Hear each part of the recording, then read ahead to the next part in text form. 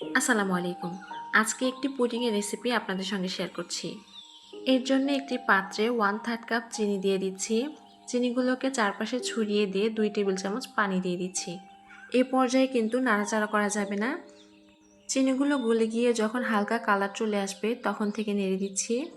চুলোর আঁচটা লোতে রেখে এটা নাড়তে নাড়তে এক পর্যায়ে গোল্ডেন কালার চলে আসবে। এর চেয়ে বেশি গাঢ় কালার করতে যাবে না, তাহলে কিন্তু পুড়ে গিয়ে তিতা লাগবে। এখন চুলাটা বন্ধ করে যে পাত্রে পুডিংটি তৈরি করব সেই পাত্রে ঢেলে নিচ্ছি। কাজটা খুব দ্রুত করতে হবে, কারণ ক্যারামেল খুব তাড়াতাড়ি জমে যায়। এবারে বাটিটা ঘুরিয়ে ক্যারামেলগুলো চারপাশে ছড়িয়ে দিচ্ছি। এটা এখানে ঠান্ডা হতে থাক। এদিকে একটি বাটিতে 3টি ডিম নিয়ে নিয়েছি। দিচ্ছি হাফ কাপ চিনি, 1 চিমটি পরিমাণে লবণ। এটা টেস্টার ব্যালেন্স করবে। এবারে এগুলোকে চিনি গলে যাওয়া পর্যন্ত মিশিয়ে নিচ্ছি। মিশিয়ে নেওয়া হয়ে গেলে এটাকে এক সাইডে রেখে দিচ্ছি। এবার একটি ব্লেন্ডারে জারে দিয়ে দিচ্ছি 2 পিস পাউরুটি। আমি এখানে বনরুটি ব্যবহার করেছি, আপনারা যে কোনো পাউরুটি ব্যবহার করতে পারেন। ব্লেন্ড করার সুবিধার্থে পাউরুটিগুলো ছিঁড়ে দিয়েছি। 2 কাপ দুধ দিয়ে পাউরুটিগুলো ব্লেন্ড করে নিচ্ছি।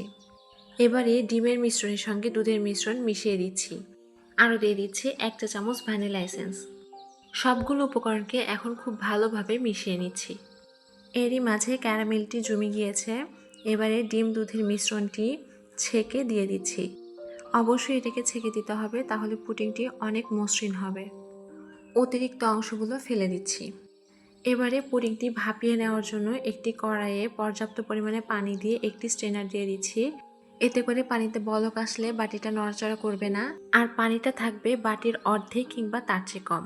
এবারে একটি ঢাকনা দিয়ে বাটিটি ঢেকে দিচ্ছি। আরও একটি ঢাকনা দিয়ে কড়াইটা ঢেকে দিচ্ছি।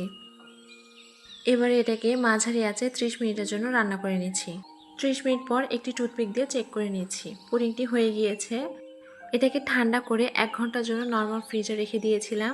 1 ঘন্টা পর মোল্ড আউট করছি। মাশাআল্লাহ, পুডিংটা কিন্তু অসম্ভব সুন্দর হয়েছে, আর খেতেও অনেক মজা হয়েছে। আমি একটু কেটে দেখিয়ে দিচ্ছি ভিতরে কেমন হয়েছে। এই পুডিংটা খেতে কিন্তু অসম্ভব মজার হয়ে থাকে। আমার ফ্যামিলির সবাই কিন্তু অনেক মজা করে খেয়েছে। একবার হলেও বাসায় ট্রাই করে দেখবেন, ইনশাআল্লাহ ভালো লাগবে। আল্লাহ হাফেজ।